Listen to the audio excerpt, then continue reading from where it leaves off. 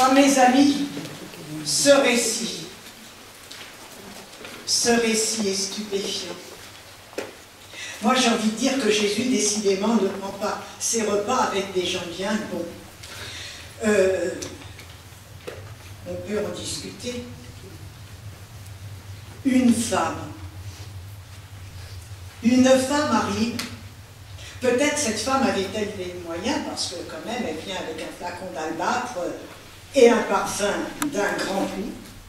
C'est peut-être ce qui lui a donné le courage de rentrer dans cette salle de festin et d'affronter cette multitude d'hommes. Enfin bon, sans doute, elle a une bonne raison pour faire ce geste. Mais ça ne nous regarde pas, on ne le sait pas. Pourquoi va-t-elle vers Jésus avec ce parfum d'un prix insensé? Que lui a-t-il fait? Que s'est-il passé?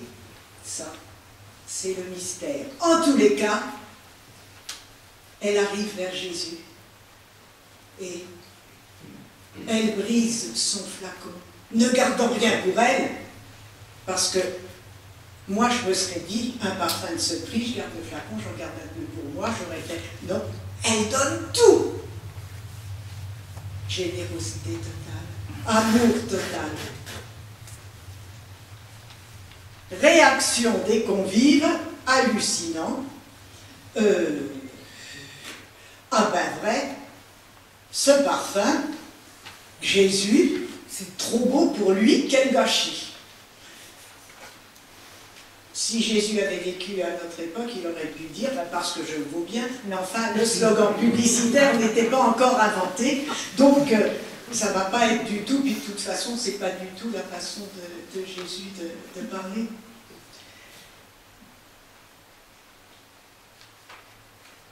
Quel contraste entre les deux groupes, la femme et Jésus. Débordement d'amour, débordement de reconnaissance, débordement de générosité, et puis les convives. J'ai envie de dire qu'il n'y a pas que les, comme on nous l'a dit tout à l'heure, il n'y a pas que les catholiques qui font la tronche. Vous voyez que la tronche, ça existait déjà au temps de Jésus. Bon, bref, je passe. Mais quelle merveilleuse conséquence de cette hostilité envers cette chère femme, parce que ça va nous donner un enseignement merveilleux de Jésus. Non seulement il accepte et justifie cette femme, mais il va donner à son geste une signification prophétique. Qu'est-ce qu'il va faire? Alors là, on nous a dit tout à l'heure que le mot résurrection était un mot que plus personne ne pouvait entendre. Jésus ne va pas le prononcer, ce mot. Mais qu'est-ce qu'il va dire? Il va parler de son ensevelissement. Donc il annonce sa mort. Mais ce qu'il va dire surtout, c'est que cette femme a parfumé son corps en vue de l'ensevelissement. Pour qui sait entendre et pour qui sait, ça va. Pour qui sait entendre et pour qui sait lire, eh bien, ça veut dire qu'au moment de sa mort, les aromates, les parfums, etc. seront complètement inutiles. Donc, déduisons, il n'y aura plus de corps à enlever. Le geste de cette femme est prophétique. Jésus, en plus, nous la donne en exemple. On se souvient, on fera mémoire d'elle partout dans le monde. Vous vous rendez compte? Au moment où le Seigneur va faire un geste dans le jour, quand il va faire ce repas eucharistique avec ses amis, il dira, vous ferez cela en mémoire de moi. Et il va reprendre le même mot pour elle. On redira ce geste en souvenir d'elle. Pourquoi? Parce que pour moi, elle est l'image complète du disciple. Elle annonce mort et résurrection du Seigneur.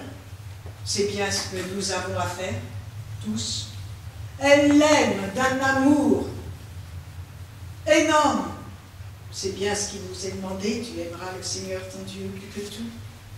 Et ce mot extraordinaire que Jésus dit, écoutez, ne la tracassez pas. Elle a fait ce qui était en son pouvoir. Pour moi, c'est l'appel du disciple. Chacun, à notre mesure, à chaque moment de notre vie, il ne nous est pas demandé de gravir l'Everest, mais de faire ce qui est en notre pouvoir.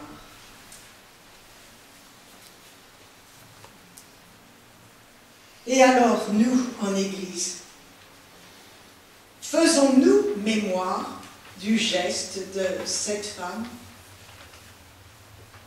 Le faisons-nous souvent ou pas du tout? Anne nous a dit que... Comment le faisons-nous? Eh bien, ce soir, pour une fois, nous allons tenter d'obéir au souhait de Jésus. Nous allons renouveler sur chacun d'entre nous ce geste qui annonce la résurrection de Jésus, mais qui est pour nous aussi signe de notre infinie dignité. Les enfants, moi ça m'a frappé dans le témoignage de tout à l'heure, ah bon? Parce que la religion n'est pas contre le corps? Mon Dieu, comment avons-nous pu laisser croire une chose pareille? Pour qu'un enfant nous sorte ça. La religion contre le corps. Mais depuis le début, il y a des signes d'honneur, d'hommage au corps. C'est bien ce que fait cette femme. Qu'est-ce qu'elle fait? Elle honore le corps du Seigneur. Eh bien, c'est aussi le signe que nos corps, à nous aussi, ont cette dignité. Et croyant que Jésus est en vie toujours auprès de nous, eh bien, nous croyons, je crois fermement que moi aussi, que nous aussi, je suis promise à la vie éternelle.